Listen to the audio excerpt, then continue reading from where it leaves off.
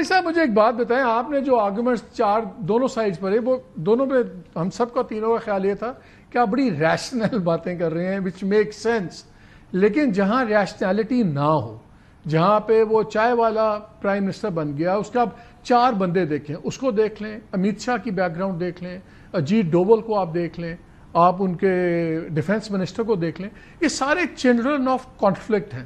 ان کی زندگیوں میں ترقیاں نفرت اور کانفلکٹ کے تھرو ہی آئی ہیں جہاں پہنچے ہوئے ہیں, اور چاروں اپنے آپ کو ہندوتوا تاریخ کا فٹ نوٹ دیکھتے ہیں.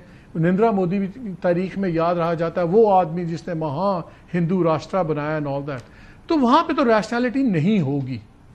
میں تو اس لیے آپ سے کہہ رہا ہوں کہ اگر خدا نہ خواستہ یہ کانفلکٹ ہوگا, جس کا اللہ کرے نہ ہو, لیکن اگر ہوگا تو یہ پچھلے کانفلکٹ سے بہت بڑا نہیں ہوگا, جہاں شہر بھی انوالو ہوں گے, اور یہ ان اے وے اگلے 5-10 سال کے لیے ایک ڈیسائسو کانفلکٹ نہیں ہوگا.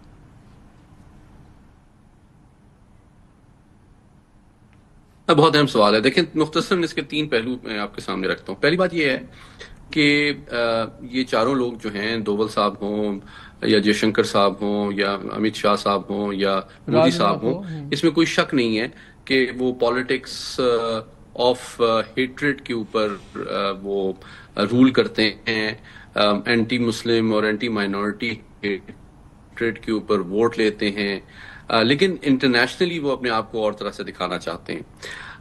دوسری بات یہ ہے کہ جو بنیادی طور پہ بھارت کی اسٹریٹجک ایلیٹ کا اسٹریٹجک کلچر ہے نا, اس کے 3 پہلو ہیں.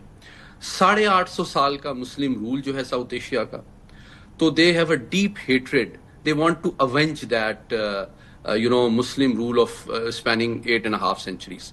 دوسرا جو 100 سال کا برٹش کولونیل راج ہے, اس کے بارے میں بھی آپ کو ایک ڈسٹرسٹ ملتا ہے. تو جو ویسٹ کی ایکسپیکٹیشن ہے کہ یہ چائنا کو بیلنس کرنے میں ہمیں مدد کرے گا, وہ بھی ایک مس کیلکولیشن ہے, misreading of Indian strategic culture ہے, کیونکہ وہاں بہت ڈیپ روٹڈ ہے ویسٹ کی جانب جو ڈسٹرسٹ ہے. اور تیسری چیز یہ ہے کہ ریجنل ہیجمنی. تو یہ 3 چیزیں ان کے کی کریکٹرسٹکس ہیں ان کے اسٹریٹجک کلچر کے, جس کو ہمیں نگلیکٹ نہیں کرنا چاہیے.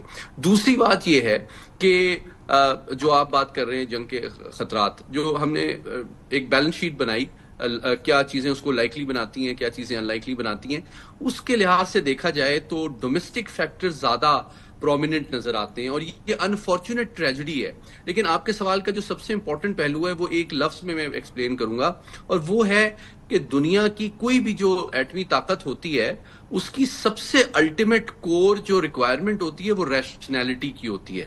اور میں سمجھتا ہوں کہ اس وقت بھارت جو ہے وہ صرف پاکستان نہیں بلکہ عالمی امن کے لیے ایک بڑھتا ہوا خطرہ ہے, جس کو ہمارے ڈپلومیٹس اور اسکالرس کو اور میڈیا کے ذریعے سے دنیا کو بھی وارن کرنا چاہیے.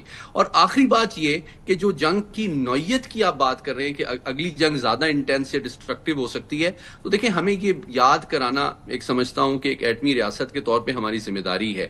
ہم نے ریسٹرین شو کیا, بڑا کیلکولیٹڈ لافل, ہم نے ملٹری ٹارگٹس کو کیئرفلی ہٹ کیا جہاں سے انہوں نے ہمارے اوپر اٹیک کیا تھا. لیکن ہمارا جو ریسٹرینٹ ہے, ہمیں یہ کنٹینیوسلی ایک کریڈیبل طریقے سے سگنل کرنے کی ضرورت ہے کہ ہمارا جو ریسٹرینٹ ہے, محمد علی بھائی ایک سیکنڈ, ایک سوال ہے, آپ ریسٹرینٹ کی بات کر رہے ہیں, میرا اسی پہ کویسچن ہے, جنرل صاحب کم کوئکلی ٹو یو, ٹائم تھوڑا ہے, کہ ہم افورڈ نہیں کرتے ہر سال 2 سال بعد ایک لڑائی, یہ کچھ ہماری اکانومی اتنی سٹیبل نہیں ہے, ہمارے ریزروز وہ نہیں ہیں. انڈیا تو افورڈ کرتا ہے کہ پاکستان میں $1 بلین وہ افورڈ کرتا ہے بلوچستان میں خرچ دے, پاکستان کے اوپر خرچ دے اور ہمیں اکانومی کو بالکل اسٹریٹ جیکٹ میں ڈال دے.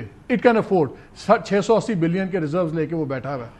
کیا پاکستان اگر اب لڑائی جب ہوتی ہے, کیا یہ پاکستان کی مجبوری نہیں بن جائے گی کہ ہم اس کو ایسکلیٹ کریں ایک ایسی لیول پہ کہ افورڈیبل نہ رہے انڈیا کے لیے؟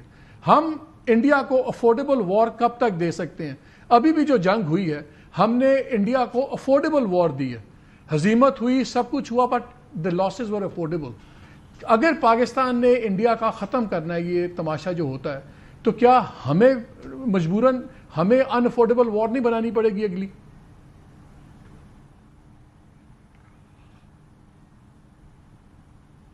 مجھ سے سوال ہے؟ جی آپ سے very quickly, then I want a quick answer. دیکھیں اس کا مختصر جواب یہ ہے کہ جو ڈیٹرنس کا کانسیپٹ ہے وہ یہی ہے کہ آپ جو مجھے ہارم کریں گے اس کی کاسٹ میں انشور کروں گا کہ وہ آپ کے بینیفٹ سے آؤٹ وے کر دے گی.